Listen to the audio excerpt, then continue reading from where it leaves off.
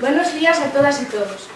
Hoy nos encontramos en la Casa de Cultura de Boal para inaugurar esta exposición de réplicas pertenecientes al depósito del Museo del Prado, cedidas por la asociación Navia, Amiga del Prado. Podemos disfrutar y admirar durante un mes 38 obras pictóricas de gran valor artístico.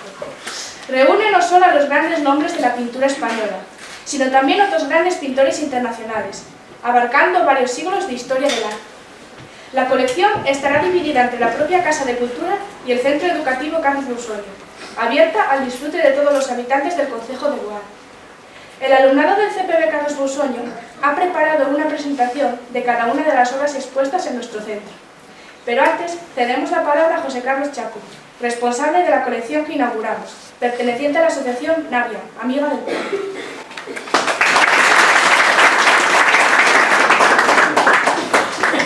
Buenos días.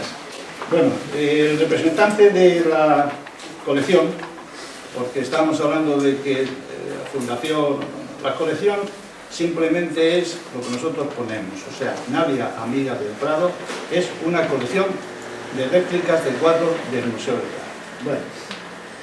Bueno, Carolina, mi hija, es la que lleva la representación, pero por motivos de trabajo y demás no ha podido venir. Entonces yo voy a limitarme no a leer lo que ya tenía preparado.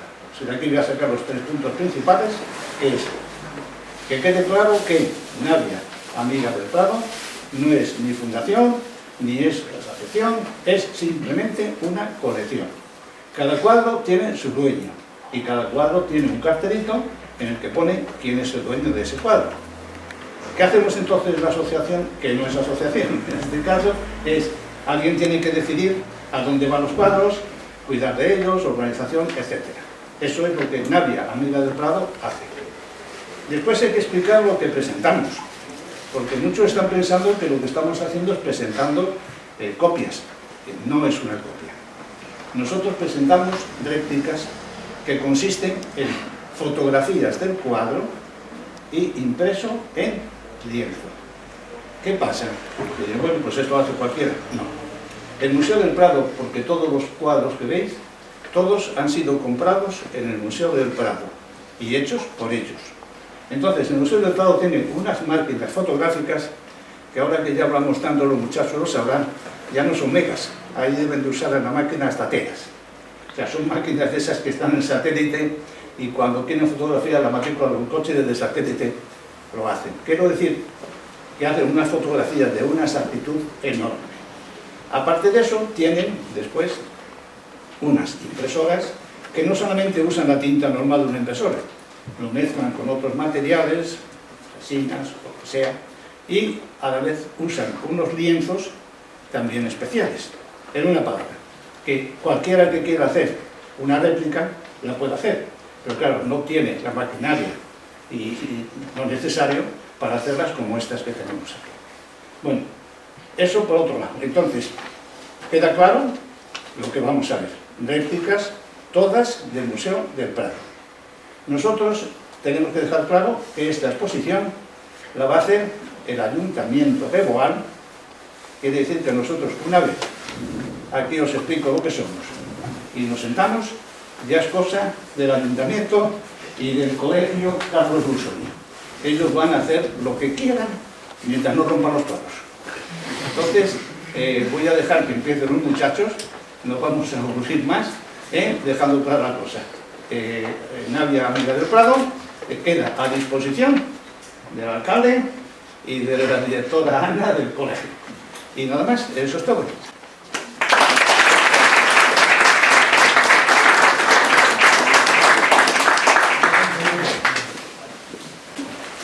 Como bien dijo Horacio, una pintura es un poema sin palabras. Las alumnas y alumnos del CPB Carlos Busoño hemos querido interpretar ese poema, recogido en la mirada de cada uno de los protagonistas de estas obras. Por ello hemos titulado nuestra presentación La mirada del arte, prestando atención a la que nos dirigen esas obras. ¿Quiénes eran? ¿Cómo era su personalidad? ¿Qué pensaban en el preciso momento en que posaban? Y yo me pregunto, ¿cómo era la mirada que les dirigió María Isabel de Braganza cuando las encontró en el más absoluto abandono en los sótanos del Escorial? María Isabel de Braganza, infanta portuguesa, fue reina de España, casada en segundas nupcias con Fernando VII, cuando ella contaba con 19 años. Boda acordada en secreto, cargada de intereses políticos, así como la necesidad de un heredero. No debió ser un acontecimiento público, ya que aparte del parentesco que les unía tío y sobrina, se casaron por poderes. La nueva reina no fue bien acogida, no era especialmente atractiva y tenía ideas que chocaban con la rancia tradición de la corte, convulsa por otro lado por la reciente finalización de la ocupación francesa. Pero su juventud venía acompañada de una gran determinación y una profunda sensibilidad artística. Ella misma era aficionada a las bellas artes, practicaba la pintura y era académica de honor de la Real Academia de las Bellas Artes de San Fernando. Así fue como en una estancia en el Escorial descubrió en sus sótanos un gran número de cuadros, obras de grandes maestros italianos, españoles, y decidió que bien merecían un lugar donde admirarlas y compartirlas. Cuentan que fue el mismo Goya quien le propuso llevarlas a Madrid, y se decidió que fuesen a recalar al edificio mandado construir por Carlos III, abuelo de su marido. Si bien este edificio, diseñado por el arquitecto Juan de Villanueva, estaba destinado a ser el gabinete de Historia Natural, María Isabel convenció a su esposo para convertirlo en lo que hoy día es una de las pinacotecas más importantes del mundo. La impulsora del proyecto no pudo presidir la inauguración del nuevo Real Museo de Pintura y Escultura, el 19 de noviembre de 1819, ya que murió prematuramente un año antes dando a luz. El cuadro que podéis ver ahora es su retrato póstumo, del pintor Bernardo López Piquer. También pertenece a los fondos del Museo del Prado, y lo más interesante es la forma en que se representa a esta mujer, como fundadora del museo que hoy día conocemos como Museo del Prado.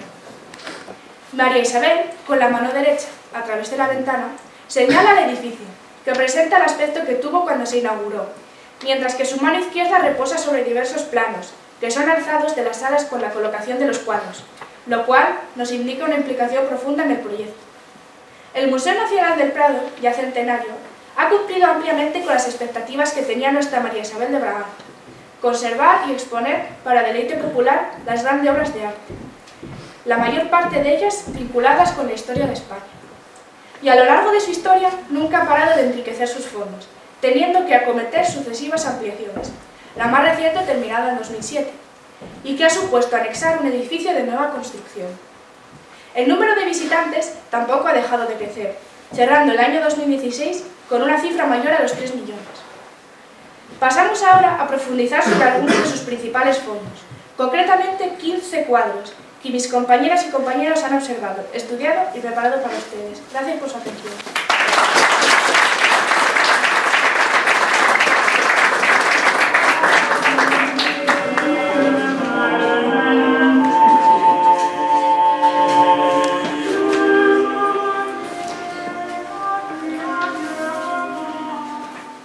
El pintor italiano conocido popularmente como Frangelico nació en Mugello en 1395 y murió en Roma en 1455.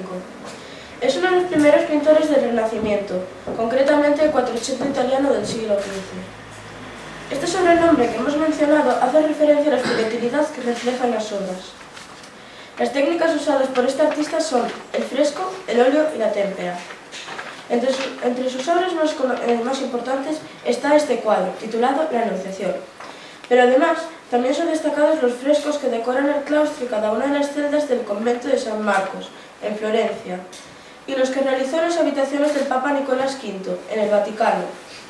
La Anunciación es una obra creada entre los años 1425 a 1428. La técnica que utilizó es témpera sobre tabla.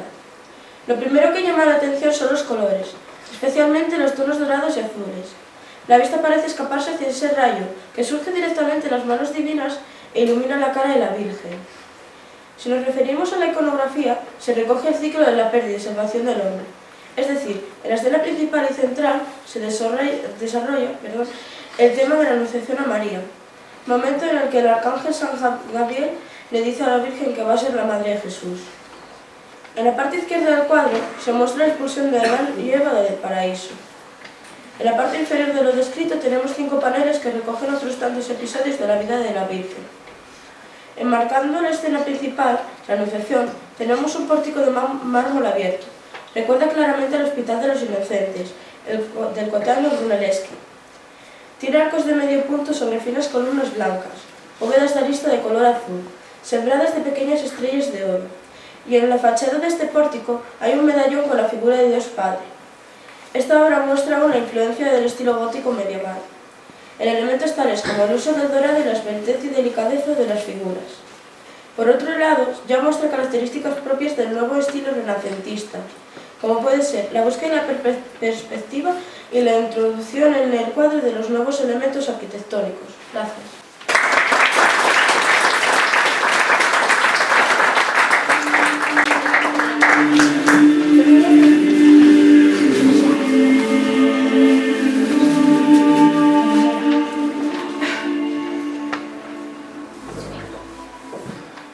Roger van der Weyden fue un pintor flamenco del siglo XV, de gran proyección internacional en su tiempo. Durante este siglo se desarrolló en Flandes un tipo de pintura muy realista, al representar los más mínimos detalles. La minuciosidad fue posible gracias a la introducción de la técnica del óleo. La figura de van der Weyden resulta problemática por las confusas referencias documentales a su persona. Sobre él podemos decir que nació en 1399 en Tournai y murió en 1464 en Bélgica. En 1436 aparece claramente documentado en Bruselas como pintor oficial de la ciudad, donde tuvo un taller con numerosos ayudantes y discípulos, desde el que ejerció una gran influencia, no solo en los pintores flamencos, sino también en muchos pintores europeos de la época. Una de las primeras obras del maestro, y quizá la más conocida, es El Descendimiento.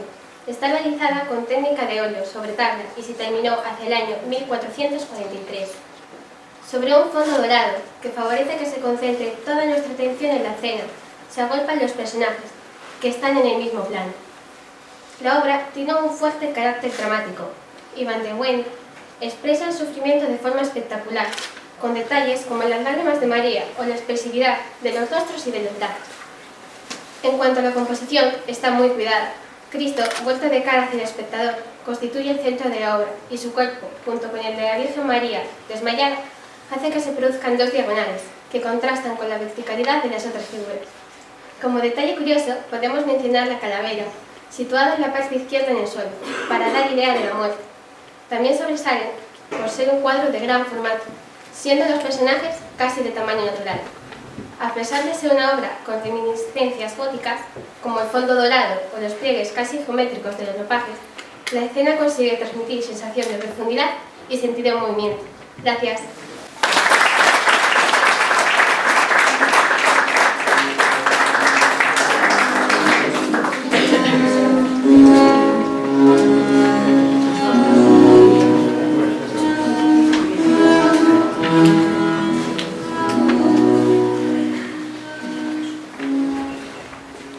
Hieronymus Bosch fue un pintor holandés que vivió entre los años 1450 y 1516.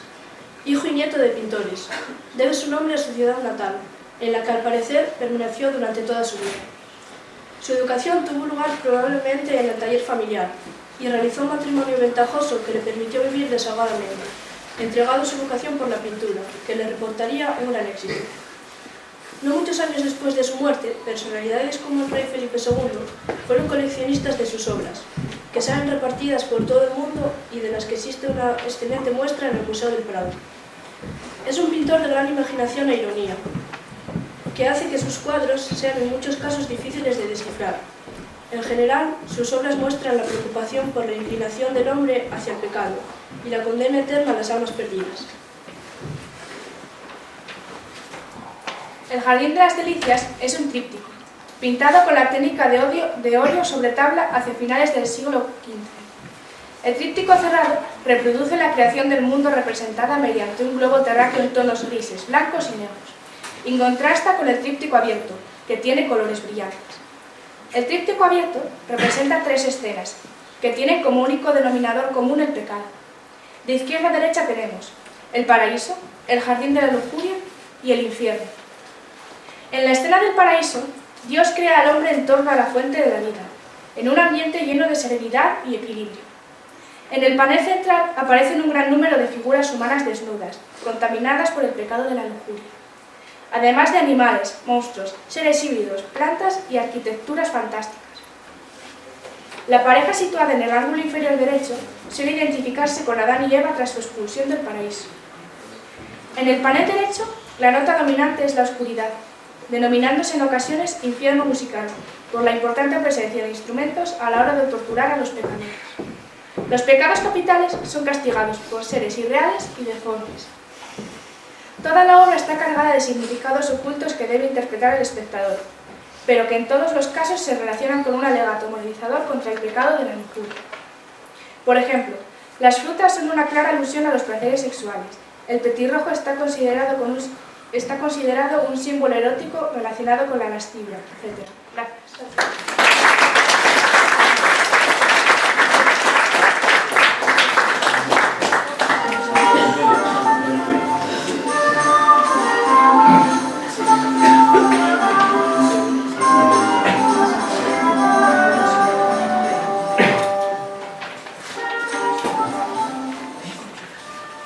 Alberto Durero es el máximo representante del Renacimiento en Alemania. Se autorretrata en este cuadro en el año 1498, un año trascendente para su carrera, ya que acaba de regresar de un viaje por Italia influenciado por los artistas venecianos. En 1636 este cuadro fue regalado por el Ayuntamiento de Nuremberg, localidad de donde era originario Durero, a Carlos I de Inglaterra. Cuando Carlos I fue juzgado y decapitado en 1649, sus bienes se vendieron y el autorretrato de Durero fue adquirido por Felipe IV de España. Permaneció en la colección real española hasta la apertura del Museo del Prado. Se representa como un gentilhombre de la nobleza, vigoroso y joven, con una altivez casi arrogante. Está vestido elegantemente, con el cabello y la barba muy cuidados. El atuendo no es solo el reflejo de una personalidad refinada, sino que también hace patente el bienestar económico del artista. De esta forma se expresa la idea de Durero de enaltecerse, dado que en aquellos tiempos los artistas eran poco estimados al ser tenidos por simples artesanos. Durero quería hacer ver al mundo que ser pintor era un oficio con contenido intelectual y nada despreciable. Su rostro no está idealizado. Tiene los párpados ligeramente caídos y nariz prominente. Durero se pintó tal cual era. Aún así, su cabello parece dorado y brilla. Un acercamiento a este nos revela que está pintado con extremo detallismo y maestría, como si hubiera sido pintado cabello por cabello. La ventana al fondo es un elemento que estaba de moda en los retratos venecianos de aquellos tiempos.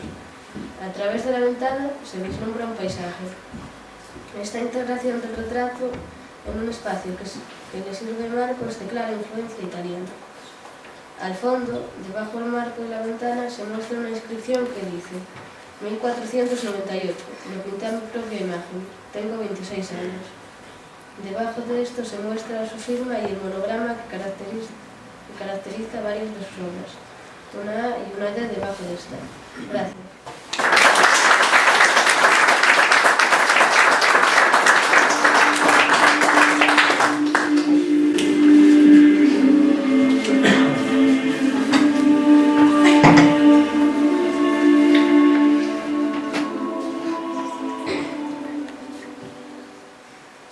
Juan de Flandes es un pintor español, de origen flamenco y considerado uno de los representantes más importantes del Renacimiento español. Nació en 1465 y es probable que fuera discípulo de la Escuela de Brujas, pero no se poseen datos de su biografía o anterioridad a 1496, fecha en la que llegó a España, como pintor de la corte al servicio de la reina Isabel la Católica. Para Isabel trabajó hasta 1504, año de la muerte de la reina. Después realizó grandes retablos en Salamanca y Palencia. Este cuadro, La Crucifixión, es una de sus obras maestras. Fue realizado entre 1509 y 1518 para el retablo mayor de la Catedral de Palencia. Formó parte del retablo mayor, aunque fue retirado pocos años después, vendido en particular en el siglo XX. En el año 2005 llegó finalmente al Museo del Prado. En el centro aparece Cristo muerto a la cruz. A su derecha figuran sus familiares y amigos, la Virgen, su madre, la Magdalena, San Juan, etc. Mientras que a la izquierda contrastan un lancero y dos jinetes. Los personajes de la obra aparecen como detenidos, pero no carentes de emociones, que el pintor expresa a través de los rostros y los gestos de las manos. Juan de Flandes puso especial atención en algunos de los detalles, como la melena de Cristo, la armadura del soldado situado de espaldas, las calaveras, las piedras preciosas en el suelo, aludiendo al paraíso, o los edificios en ruinas al fondo, que tienen un aire misterioso. Gracias.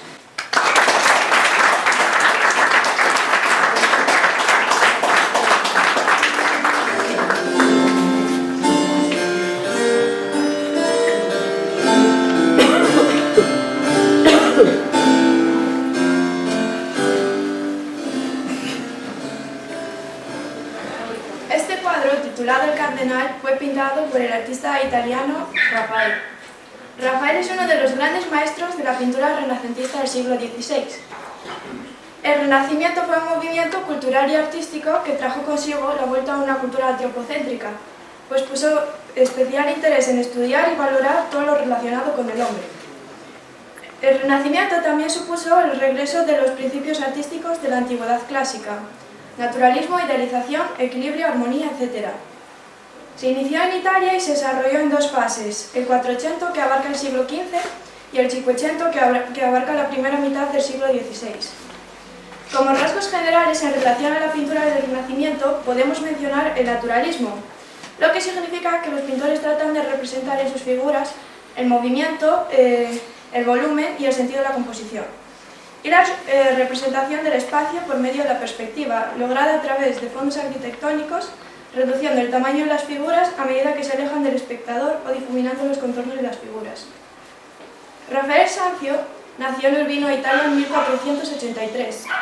Hijo del pintor Giovanni Santi, su formación tuvo lugar en Hungría en el taller de Perugino. Fue un pintor muy precoz y a los 17 años ya es reconocido como maestro del gremio de pintores. En Florencia, donde fue apodado el Divino, coincide con Leonardo y Miguel Ángel, mostrando gran capacidad para asimilar tanto la delicadeza y elegancia de uno como la fuerza del otro. En 1508, el Papa Julio II le llama a Roma para decorar con pinturas murales varias salas o estancias del Vaticano. Estas quedaron sin terminar a causa de su temprana muerte en 1520, a los 37 años, siendo completadas por sus ayudantes. Rafael fue un extraordinario dibujante y colorista, dando a sus cuadros un gran sentido monumental y solemne. Rafael fue también un excepcional retratista, capaz de plasmar con precisión tanto los rasgos anatómicos del personaje representado como su psicología. Este cuadro, titulado El Cardenal y pintado con la técnica de óleo sobre tabla hacia 1510, representa el retrato de un cardenal anónimo de la corte del Vaticano. El retrato se muestra de medio cuerpo sentado en un sillón, como refleja la posición del brazo, y el fondo neutro resalta el rojo de la vestimenta del cardenal y facilita que el espectador concentre su atención en la mirada calculadora y astuta del personaje, que sorprende por su dureza y lejanía. Se trata de una de las mejores pinturas del artista e influyó en artistas posteriores como Tiziano.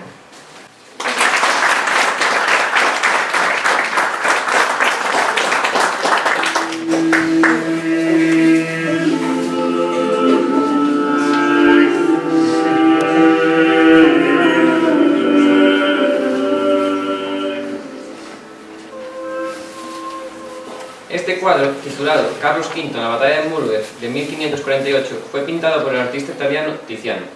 Tiziano es uno de los grandes maestros de la pintura renacentista veneciana del siglo XVI. Las características generales del Renacimiento ya han sido comentadas, por lo que pasamos directamente a hablar de su autor. Tiziano Becello nace cerca de Venecia en 1485 y a los 9 años inicia su formación en el taller de Bellini y sobre todo con Giorgione, con quien colabora en algunas obras. Muy pronto fue nombrado pintor oficial de la República de Venecia y su fama le proporcionó encargos de numerosas cortes, sobre todo del emperador Carlos V y su hijo Felipe II, a los que retrató en numerosas ocasiones. Tiziano muere en Venecia en 1576. Es uno de los máximos representantes de la escuela veneciana, y a su larga y dilatada carrera nos encontramos retratos, paisajes, escenas mitológicas o cuadros de temática religiosa. A pesar de que su estilo atravesó muchos y diferentes cambios, se puede decir que la principal característica de su pintura es la luz y el color. Muestra en todas sus composiciones un rico colorido a base de tonos cálidos, brillantes e intensos.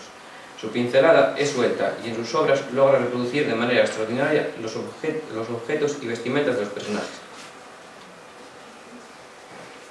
Este cuadro, titulado Carlos V en la batalla de Mühlberg, pintado con la técnica de óleo sobre lienzo, Conmemora la victoria de Carlos I de España y V de Alemania el 24 de abril de 1547 en Múrber, sobre los príncipes protestantes de Alemania. En la obra, Tiziano retrata a Carlos a caballo frente al río Elba, durante el momento en que decidía si cruzar el río o no para acabar con el enemigo. Tiziano dota la imagen del emperador de una aura casi sagrada, sereno e impasible en el gesto, como un soldado de Cristo en defensa de la cristiandad. En la obra destaca un colorido intenso a base de rojos y ocres, sobre un fondo paisajístico de aspecto plácido y compuesto por un bosque, sin alusiones al enemigo derrotado. Carlos va pertrechado sobre el caballo con una larga lanza, una pistola de rueda en arzón y una armadura, en cuyo peto aparece la imagen de la Virgen con el niño. En el cuadro inaugura un género que hasta el momento se había tratado muy tímidamente y que alcanza su esplendor en el barroco, el retrato ecuestre. Tampoco debemos de olvidar el trasfondo político y propagandístico de la obra, en un momento en que se estaba librando una guerra religiosa en Alemania, entre católicos y protestantes. Por ello, Tiziano combina en la imagen que se quiere dar del emperador los estereotipos de caballero medieval y de caudillo imperial, como heredero de la tradición romana, de los emperadores del mundo clásico. Muchísimas gracias por su atención.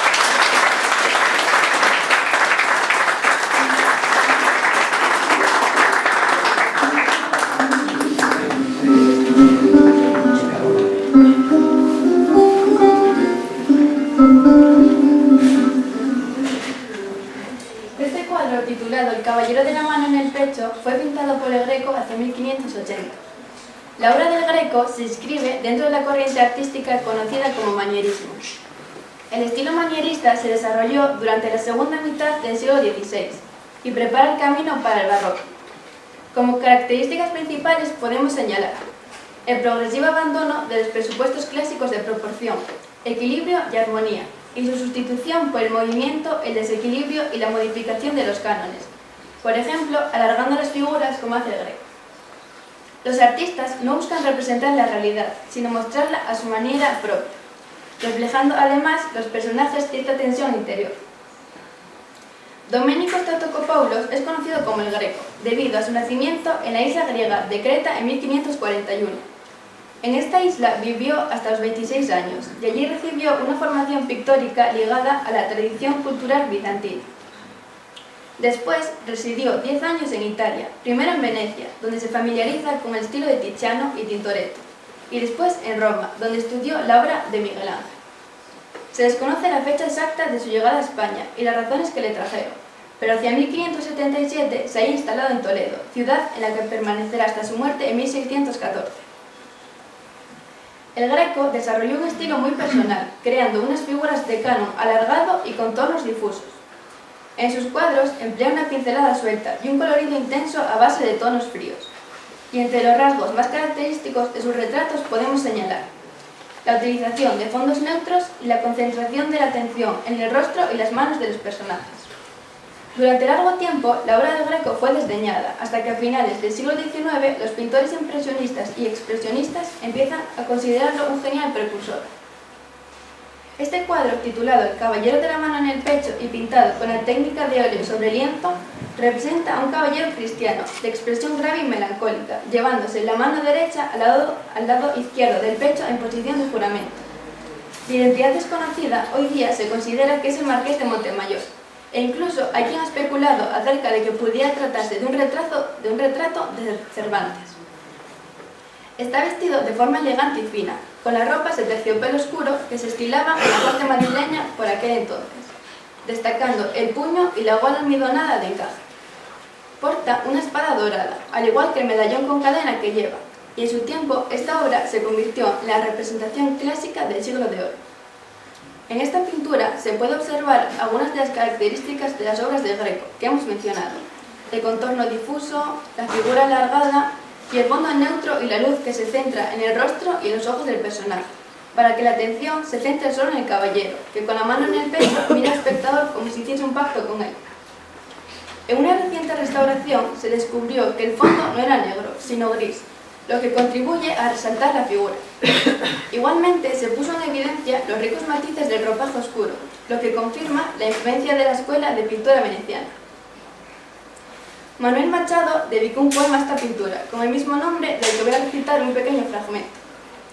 Este desconocido es un cristiano de serio porte y negra vestidura, donde brilla no más la empuñadura de su admirable estoque toledano.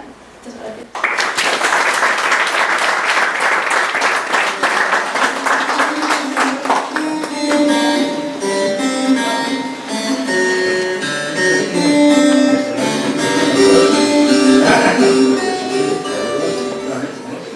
Esta obra, titulada Judith en el banquete de Holofernes, de 1634, fue pintada por el artista holandés Rembrandt. Rembrandt es uno de los grandes maestros de la pintura barroca holandesa del siglo XVII. El barroco fue un movimiento artístico que se inició a finales del siglo XVI y se extendió hasta la primera mitad del siglo XVIII. El arte barroco surge en Italia, como consecuencia del pensamiento contrarreformista del Concilio de Trento. El barroco rompe con el concepto de belleza establecido en el Renacimiento y basado en el equilibrio, la proporción y la armonía.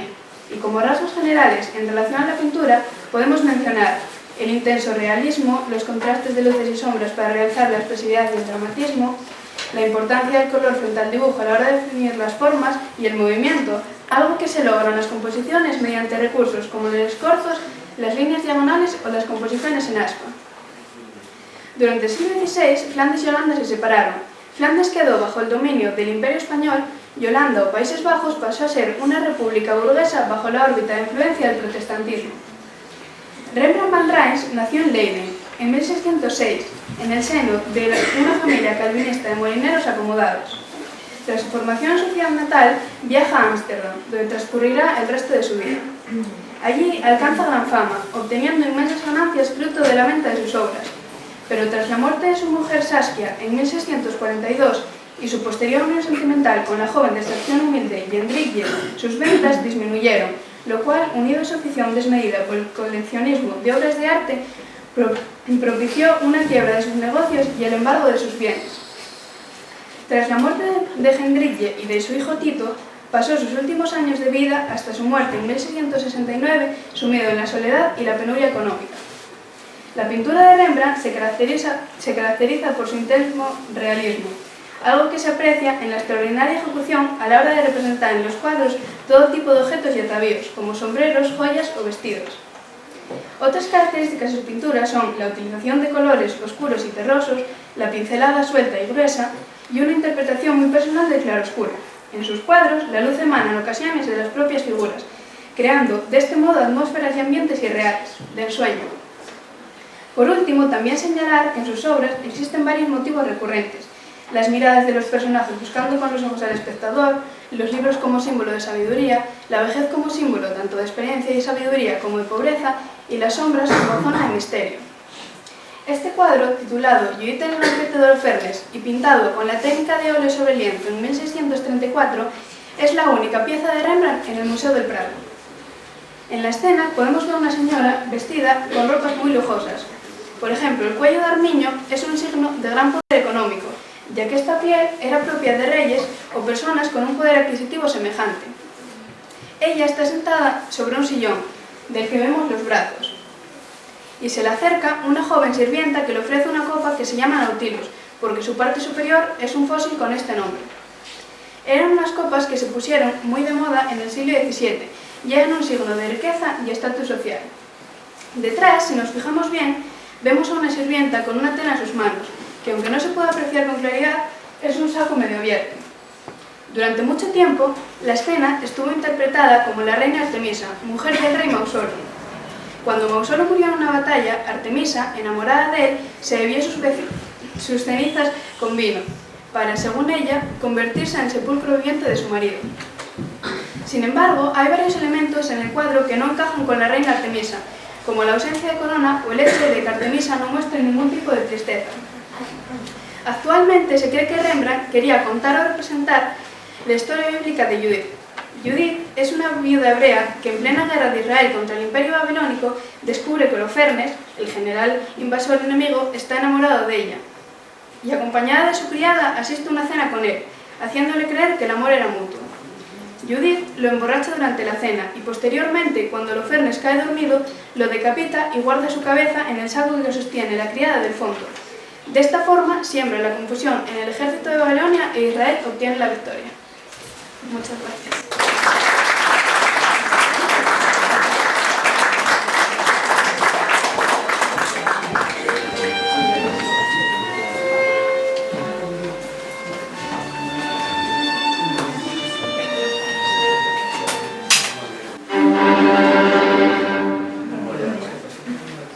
El título de esta obra es Las Tres Gracias, pintada entre 1630 y 1635 por el artista flamenco Rubens, uno de los grandes maestros de la pintura barroca flamenca del siglo XVII, quizá uno de los más populares.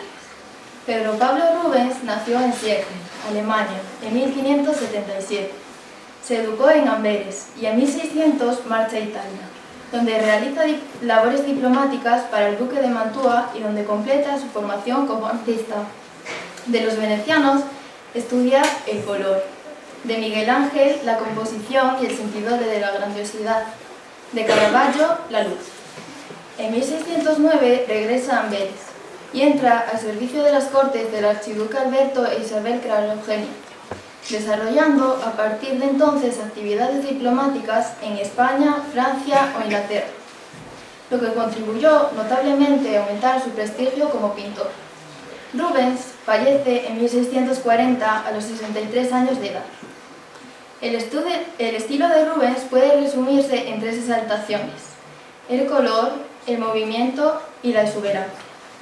El color se caracteriza por la utilización de una amplia gama de tonos cálidos aplicados con pinceladas sueltas. El movimiento y dinamismo lo consigue a través del uso de líneas curvas diagonales y de composiciones abiertas. En cuanto a la exuberancia, sus personajes son corpulentos y de formas redondeadas. En los desnudos femeninos de anatomías generosas y pieles macaradas, Rubens se inspira en la pintura veneciana de Tiziano, y en los desnudos masculinos de anatomías musculosas y pieles morenas se inspira en Miguel Ángel. Este cuadro, titulado Las Tres Gracias y pintado con la técnica de óleo sobre tabla, es una de las obras más famosas de Rubens. En ella aparecen las tres hijas de Zeus, Aglaia, Talía y Eufrosia. Las tres gracias de la mitología griega simbolizan el amor, la belleza, la sensualidad y la fertilidad. Se representan a dos de ellas de perfil y a la del medio de espaldas y con la cabeza vuelta, estando las tres con el cuerpo desnudo, porque la belleza no necesita de artificios externos. El centro de la composición es el grupo de las tres mujeres, y la escena está marcada por un árbol a la izquierda, que se tuerce y quiebra, y a la derecha por un cupido con una cornucopia dorada, de la que cae agua. Finalmente vemos en la parte de arriba una guirnalda de flores, y en el fondo un paisaje con una serie de animales. El fuerte foco de luz que utiliza el maestro resalta el colorido perlado de las muchachas, en cuyos rostros creen algunos reconocer las facciones de las dos esposas del pintor, Isabella Brandt y Elena Forment. Las tres figuras están conectadas entre sí a través de los brazos, el velo y sus miradas, y la sensación de movimiento y gracia que irradian es excelente, obteniendo el efecto de invitar al espectador a integrarse en la escena. Muchas gracias.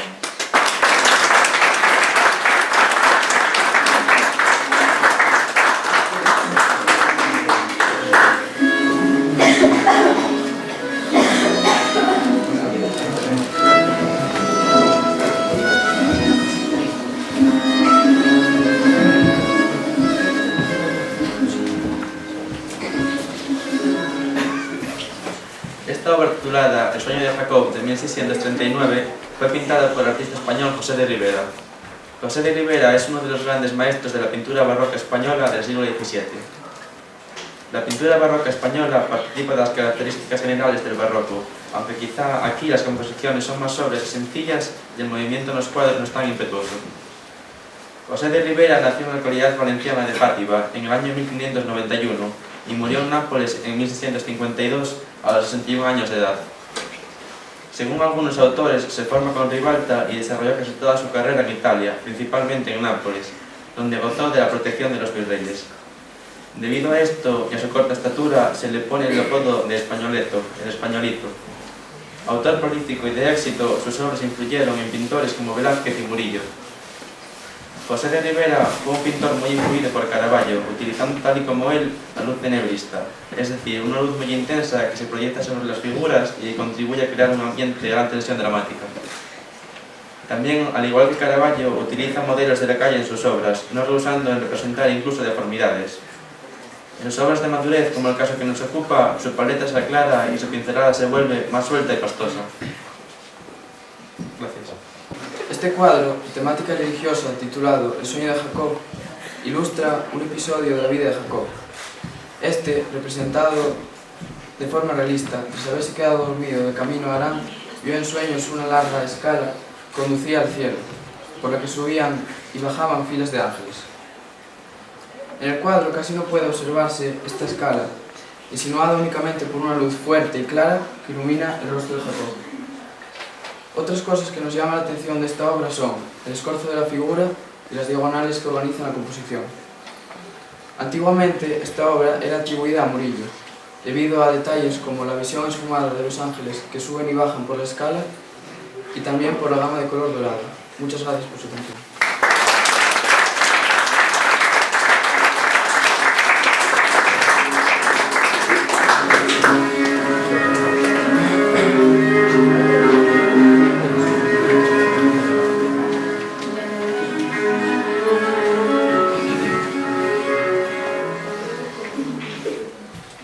Esta obra, titulada La Inmaculada Concepción, fue pintada por Giovanni Battista Tiepolo, al óleo sobre lienzo en el siglo XVIII.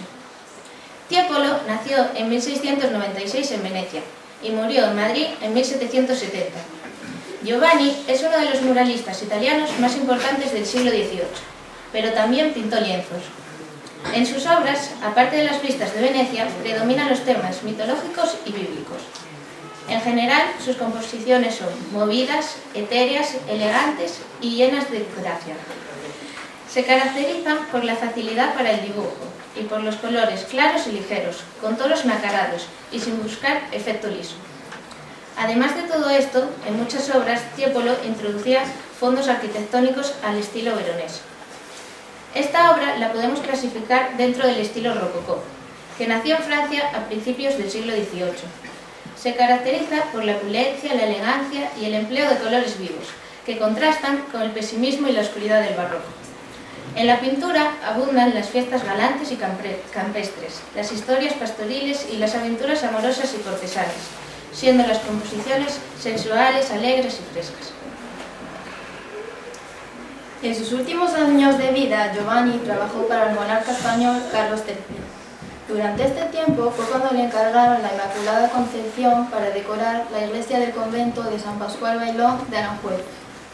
Esta es una composición vertical, muy alargada, dividida entre una zona celeste y otra terrena. En el centro de la obra se encuentra la Virgen, sobre la bola del mundo y la media luna pisando la serpiente del pecado original, que simboliza el mal. A su alrededor aparecen ángeles y querubines. La Virgen está coronada con 12 estrellas y con la paloma blanca, que representa la acción del Espíritu Santo. Esta escena muestra la manera tradicional de representar la Inmaculada Concepción de la Virgen que fue concebida sin pecado original. Muchas gracias por su atención.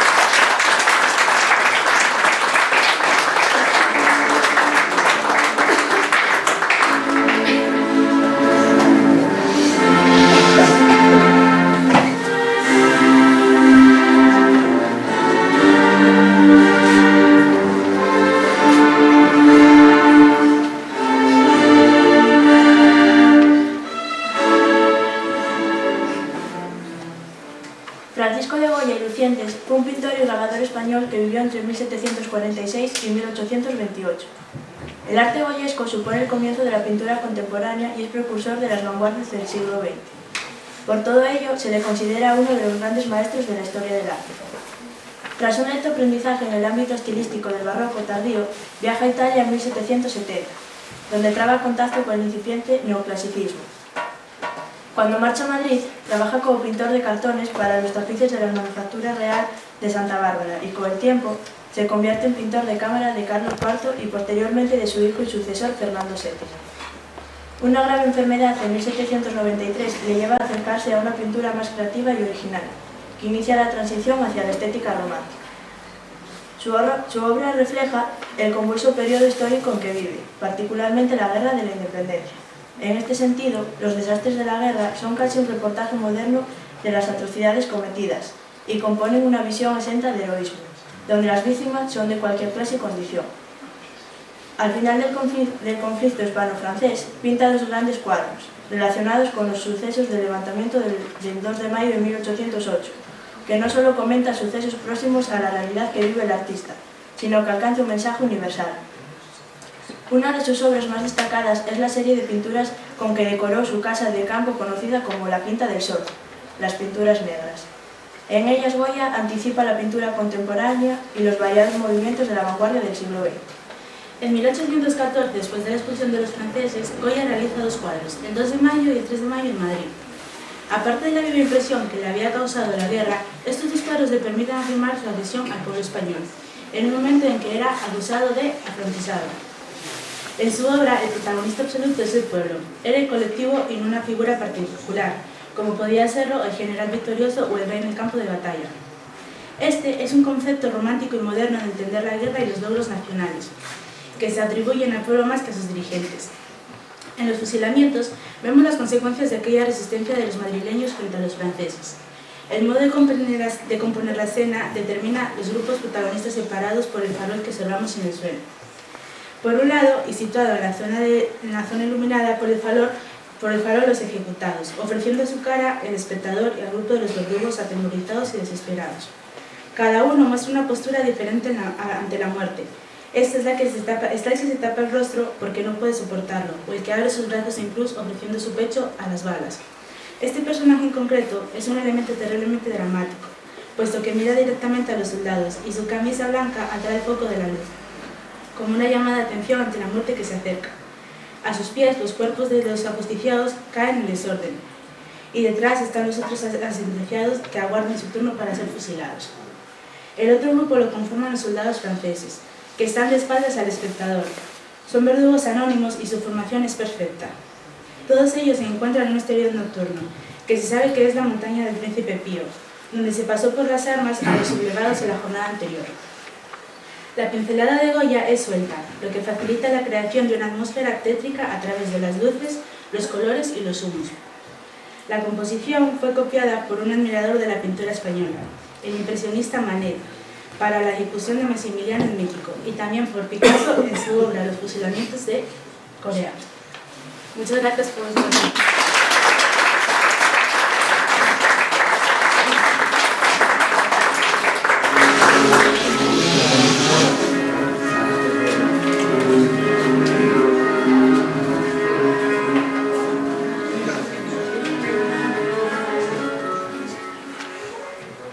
Este cuadro titulado La rendición de Breda o las lanzas es uno de los cuadros más famosos de Velázquez, uno de los más grandes pintores del arte español. Diego Rodríguez de Silva y Velázquez fue un pintor barroco que vivió entre 1599 y 1660. Nace en Sevilla y allí su formación tuvo lugar en el taller de Francisco Pacheco, con cuya hija contrae matrimonio. Ayudado por los amigos de su suegra, se traslada a Madrid en 1623 y pronto es nombrado pintor de cámara de Felipe IV. Este nombramiento le facilitó el acceso a las colecciones reales de pintura, y esto, junto con dos viajes que realizó a Italia a lo largo de su vida, tuvo gran importancia en su evolución pictórica. El estilo de Velázquez se ha impregnado del naturalismo propio del barroco, y las composiciones de sus cuadros se caracterizan por presentar un gran equilibrio y complejidad, con diversos planos y focos de luz que iluminan las escenas con gran intensidad. La perspectiva aérea fue una de sus grandes conquistas, recurso que permite presentar la profundidad desdibujando los contornos y los detalles y modificando los colores, al igual que la realidad nos los dibuja y modifica la atmósfera que se interpone entre nuestra vista y las cosas que vemos a cierta distancia. Este óleo, pintado en 1635 para el Salón de Reinos del Palacio del Buen Retiro, retrata un momento de la guerra que enfrentó a España y a los Países Bajos que intentaban independizarse de la monarquía hispánica. Concretamente, se representa la rendición de la ciudad holandesa de Breda, en 1625, y el cuadro recoge el momento en que Justino de Nassau, por parte de los Países Bajos, entrega las llaves de la ciudad a Ambrosio Spinola, que en un caballeresco gesto impide arrodillarse al general vencido. Los colores usados por Velázquez son claros y fríos, y la composición presenta un cierto sentido circular gracias a la posición en escorzo del caballo de Spinola, que vemos a la derecha, y a la posición de espaldas del soldado situado a la izquierda. En el cuadro, la victoria es representada sin grandilocuencia, simplemente por el contraste de las numerosas lanzas y el gesto firme de los vencedores situados a la derecha, frente al gesto abatido y el escaso número de lanzas de los vencidos situados a la izquierda. Al fondo, se ve el humo procedente de la ciudad de Breda. Como datos curiosos, señalaron las miradas que algunos personajes dirigen al espectador para de este modo involucrarnos en el cuadro, y el autorretrato de Velázquez a la derecha del caballo y en el primer plano. Muchas gracias por su atención.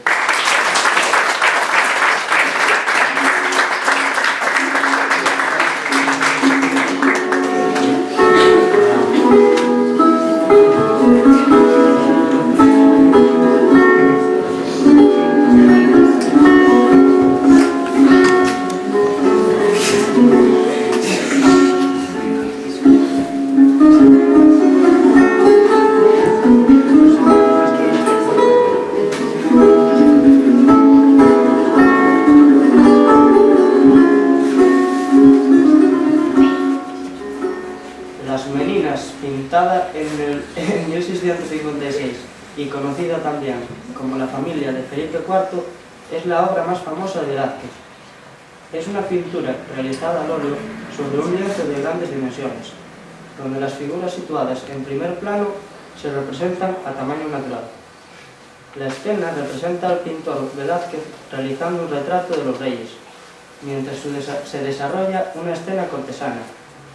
En el centro de la composición se sitúa la infanta Margarita, acompañada de dos de sus meninas.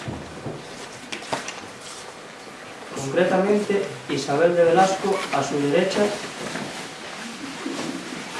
y María Agustina Sarmiento a su izquierda. Otros personajes que aparecen en primer plano son los enanos Maribárbola y Nicolás Pertusato, que juega con un mastín. En un segundo plano se sitúan Marcela de Ulloa, encargada del servicio de damas de la reina, y don Diego Ruiz, el guardadamas. Al fondo, en el vano de la puerta, José Nieto, mayordomo de palacio. Finalmente, reflejadas en el espejo las figuras de Felipe IV y de su esposa, Mariana de Austria. Velázquez consiguió reflejar, casi de forma fotográfica, una escena de movimiento paralizado, tal y como se refleja en las miradas y actitudes de los retratados. Quizá otro de los aspectos más curiosos del cuadro es que el espectador se sitúa en el lugar que teóricamente ocupa la pareja real que Velázquez está retratando. Gracias a la utilización de distintos planos, a difuminar los contornos de las figuras a medida que se alejan del espectador, al espejo situado en el fondo y la figura de José Nieto en el vano de la puerta, Velázquez logra una extraordinaria profundidad en este cuadro. Como anécdota, podemos señalar que poco después de finalizar esta obra le fue concedida a Velázquez la Orden de Santiago y por ello le añadió a su atuendo en el cuadro, como podéis ver. Muchas gracias por vuestra atención.